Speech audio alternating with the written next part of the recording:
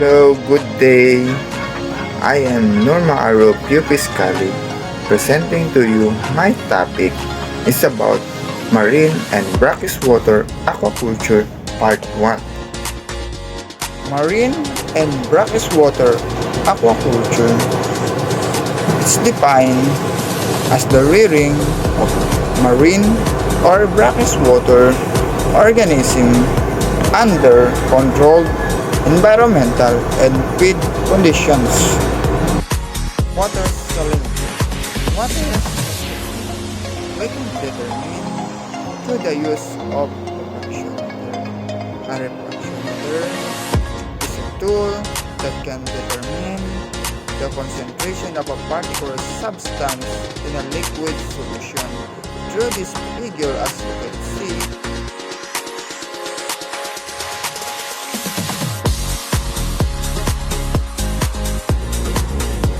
that what is brackish water? Brackish water, also known as brack water, water occurring in a natural environment that has more salinity than fresh water, but not as much as seawater, a result of mixing seawater and fresh water. Brackish water habitat. It can be identified in the estuaries, in mangrove areas, brackish seas and lakes, in brackish marshes, and also in other brackish bodies of water. What is aquaculture?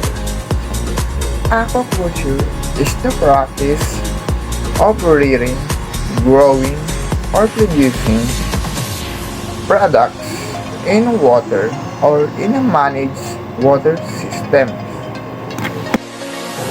Marine and brackish water aquaculture part 1. Here are the outline. In chapter 1, isolation and culture of microalgae. Chapter 2, recent advances in rotifer culture and its application for larviculture in fish. Chapter 3, productions and preservation of Artemia. Chapter 4, intensive indoor and outdoor pilot-scale culture of marine capipod. Chapter 5, culture of marine polychaetes. Chapter 6, probiotic live bone to aquaculture. And Chapter 7, the sponge-associated microbes, a potential probiotics for the management of fish diseases. Chapter 1, isolations and culture of microalgae. Focus on marine microalgae. 2, methods of isolations of microalgae, single species. 3, role of microalgae in aquaculture. 4, determining algal densities. And 5, growth dynamics. 6, materials required for culture of marine microalgae. 7, selections of the culture medium. And 8, harvesting and preserving microalgae. Recent advances in rotifer culture and its applications for larviculture of finfish. In chapter 2, focuses on the study on the importance of rotifer, types of rotifers, propagations and maintenance of pure culture of rotifers, mass culture of rotifer, techniques of high-density rotifer culture, nutritive value of rotifers, rotifers enrichment, and last study for rotifers as first feed for fish larvae.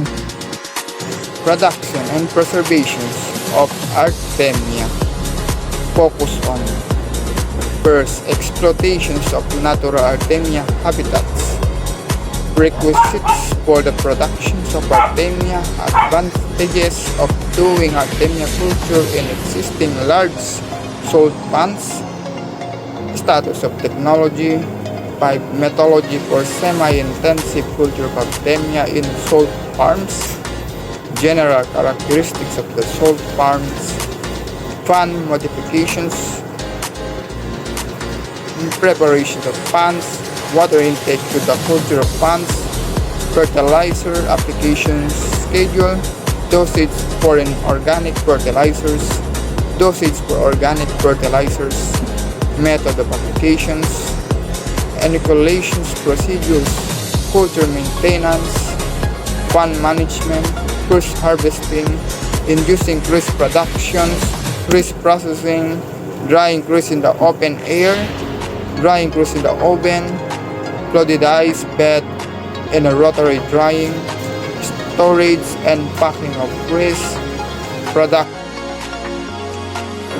Intensive indoor and outdoor pilot scale culture of marine capipulse.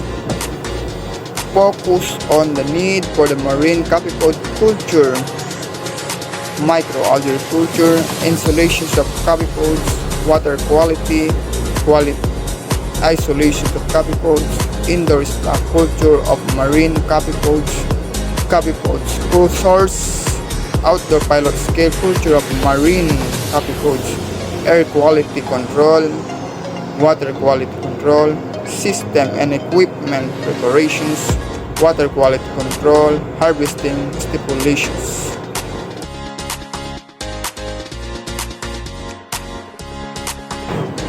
Culture of marine polychaetes. Chapter 5.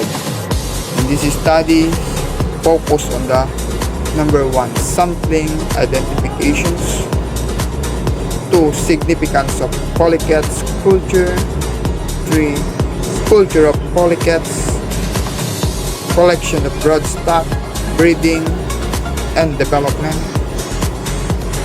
simulation bits, food for culture organisms. Probiotics, live boon to aquaculture. Chapter 6.